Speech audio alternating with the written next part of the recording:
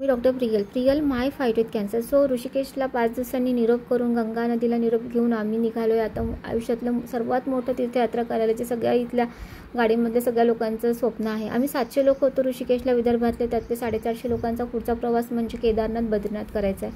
परमहंस यात्रा company through Shete महाराजांच्या through आम्ही आता ह्या पुढचा प्रवास गाठणार आहोत. आणि हे सगळ्यांचं स्वप्न आयुष्यातलं आहे की केदारनाथ बद्रीनाथ करायचं. आणि माझंही ते स्वप्न होतं माझ्या कॅन्सर जर्नीनंतर की मला 4 धाम आणि 12 ज्योतिर्लिंग करायचे आणि तेही सगळं निर्वीला घेऊन करायचे आहेत. तर मागल्या वर्षी माझं लक की माझं रामेश्वरम आणि त्र्यंबकेश्वरम झालं. आता ह्या वर्षी केदारनाथ आणि बद्रीनाथ होतं आहे. आणि सगळा अपोज होता. मला दिवाळीत बुकिंग केले, मेमध्ये टूर होता, पण मला सगळे घरून निघेपर्यंत नाही म्हणत होते सगळेजण माझ्या तब्येतीला बघून आणि तिथलं वातावरण बघून. आणि पण तिथे हाय ॲल्टिट्यूडमुळे ऑक्सिजनची कमतरता, मला ऑलरेडी श्वास घ्यायला त्रास होतो, एक्झर्शन सहन होत नाही फार.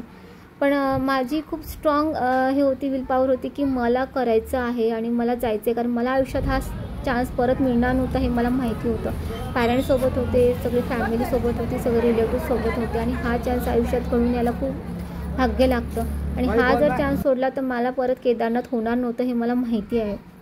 त्याच्यामुळे मी म्हटलं काहीही होऊ देत नाही. मग सगळे म्हटले की तू हेलिकॉप्टरचं कर, पण हेलिकॉप्टरचं 9,5-10 हजार घेत होते आणि तेही मला परवडण्यासारखं नव्हतं. आणि राईड जर कॅन्सल झाल्या, वातावरणात चेंजेस झाले की हेलिकॉप्टर राईड कॅन्सल होतात.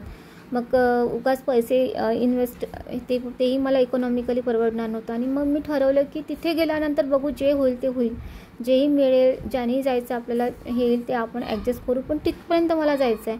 आणि अगदी असा विचार करून मी निघाली होते केदारनाथला की माझे पाय म्हणजे मी तिथपर्यंत जरी गेली, मी वर गेली नाही तरी खूप आहे माझ्यासाठी. मी तिथेच हॉटेलमध्ये थांबेल, पण मला तिथपर्यंतसुद्धा जायचं आहे. तर हा विचार करून मी निघाले आणि मला हे करायचंच आहे. एक विल पॉवर माझी मी खूप स्ट्रॉंग ठेवली होती. आणि त्यांना हे नैसर्गिक सौंदर्य आणि ह्या सगळ्या गोष्टी खूप छान होत्या. एन्जॉय करत करत आम्ही सगळे गेलो आणि कल्पना यायला लागली जसे जसे पुढे प्रवास सुरू झाला. आम्ही मग पोचलो मायापूरला आमचा स्टे होता. आम्हाला बद्रीनाथ करून मायापूरला 2 दिवस थांबायचं होतं. सो मायापूरला 450 लोकांची व्यवस्था करणं खूप टफेस्ट होतं. कारण खूप छोटे छोटे रस्ते, कुठे हॉल दिसणार नाही, कुठे मैदानं दिसणार नाही, सगळं डोंगराळ आहे, महाराजांनी आधीच सांगितलं. त्याच्यामुळे सगळे लोक सगळीकडे शफल केली होती, जिथे जिथे रूम्स अवेलेबल राहतील. एवढ्या लोकांना पॉसिबल नव्हतं. 50-50 लोक एका हॉटेलमध्ये कसे ॲडजस्ट झाले रूमनुसार. प्रत्येकाला छान छान रूम मिळाल्या होत्या. आणि मग आम्ही केलं एक्सप्लोर मायापूर. खूप सुंदर एक व्हॅलीमध्ये ते छोटंसं गाव आणि नैसर्गिक सौंदर्याने भरलेलं. थंडी भरपूर होती आणि आम्ही निघालो थोडं एक्सप्लोर करायला संध्याकाळी. आणि निर्वीची खूप मजा, मम्मा बघ सगळे माउंटेनच आहे तिथे. तर तिला खूप मजा येत होती. आणि मुलं थकत नाहीत, आपण थकतो पण मुलं थकत नाही.